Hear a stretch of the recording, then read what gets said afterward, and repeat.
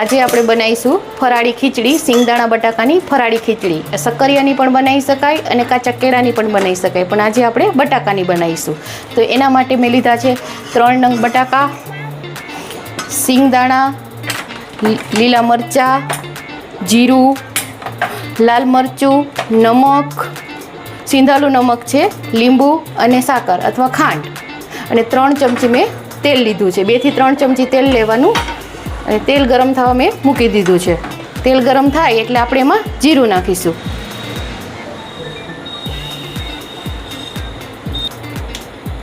હવે આપણું તેલ ગરમ થઈ ગયું લાગે છે એટલે આપણે પહેલાં થોડુંક જીરું નાખીશું. 1 ચમચી જેટલું જીરું.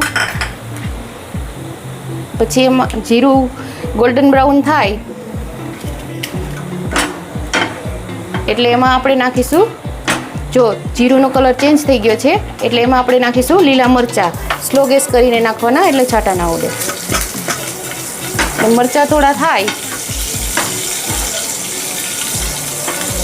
મરચાં સંતળાય એટલે એમાં આપણે બાફેલા બટાકા 3 નંગ છે એ નાખી દઈશું.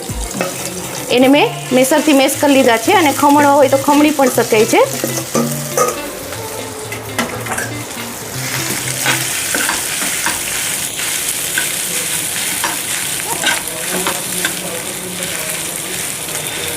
એ રીતે પ્રેસ કરતું જવાનું, કોઈ રહી ગયો હોય તો.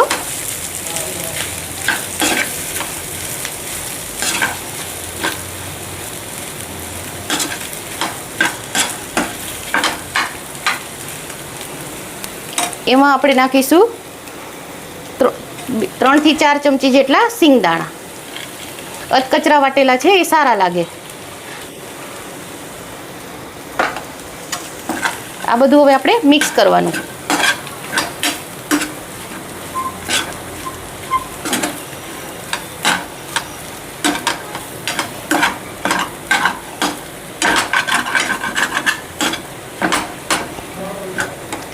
એમાં આપણે નાખીશું મરચું આપણા ટેસ્ટ પ્રમાણે, કેટલું તીખું ખવાય છે એ, કારણ કે આપણે લીલા મરચાં બી નાખ્યા છે. અને મીઠું ટેસ્ટ પ્રમાણે, સિંધાલું નમક છે. આ ખટમીઠી ખીચડી ખાવાની બહુ મજા આવે છે. સાથે દહીં, એની સાથે તળેલા મરચાં હોય તો વધારે સારી લાગે છે. એકવાર આ ખીચડી બનાવીને ટ્રાય કરજો, બહુ મસ્ત લાગશે. હવે એમાં આપણે નાખીશું લીંબુ.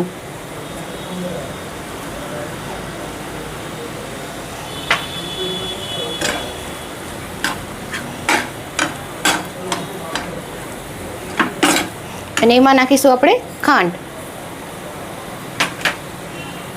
ખાંડ આપણે નાખવી હોય તો નાખાય, ન નાખીએ તો બી ચાલે, પણ આ ગળપણવાળી ખીચડી સારી લાગે છે. ફરાળી ખીચડી આપણી થોડું આપણે મિક્સ કરશું એટલે સાકર ને બધું નાખ્યું છે એ આપણું મિક્સ થઈ જાય.